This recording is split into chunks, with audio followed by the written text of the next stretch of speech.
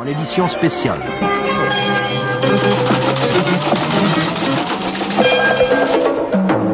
ACTA, qu'est-ce que c'est? C'est l'accord commercial anti-contrefaçon. C'est un accord international, protégeant le droit d'auteur, le copyright et la propriété intellectuelle.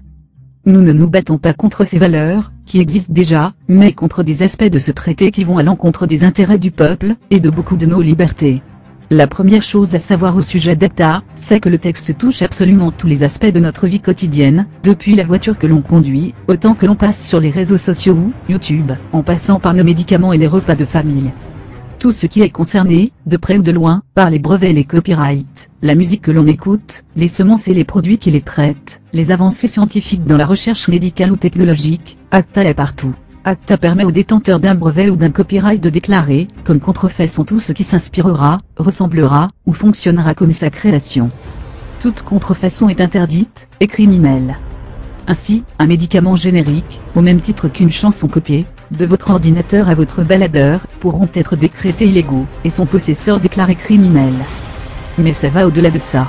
Une simple vidéo d'un concert, ou un MP3 envoyé à votre frère, peuvent tomber sous le coup de cette loi, autant que des semences, envoyées en Afrique pour aider à nourrir des populations affamées.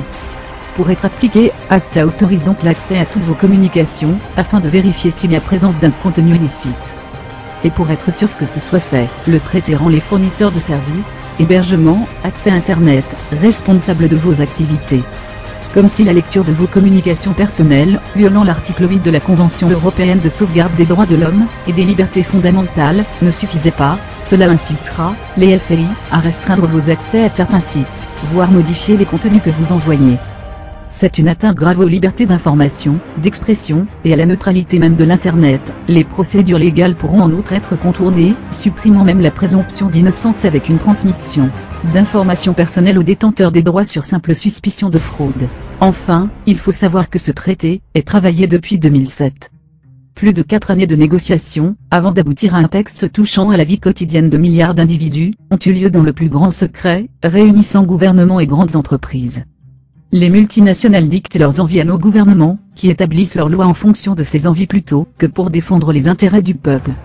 Si nous pouvons en parler aujourd'hui, c'est grâce à Wikileaks qui a relayé une fuite en 2010. Malgré ça, très peu de médias en parlent à leur public, pourtant premiers concernés. Ce traité nous concerne tous.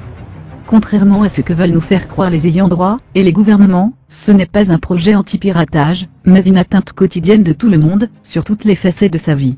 Nous nous battons pour nos libertés, pour l'information. Rejoignez-nous, informez-vous, et combattons ensemble. Tous concernés, tous citoyens, tous unis.